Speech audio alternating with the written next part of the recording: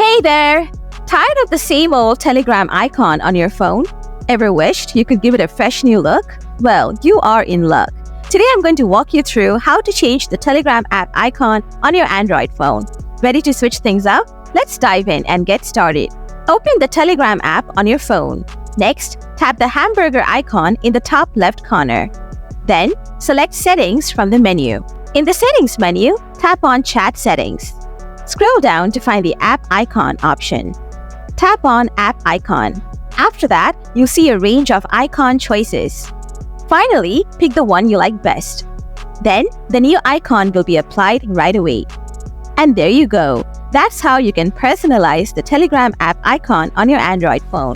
If you found this video helpful, don't forget to hit that like button.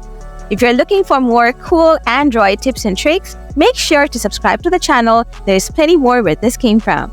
Thanks so much for watching, and I'll see you in the next video.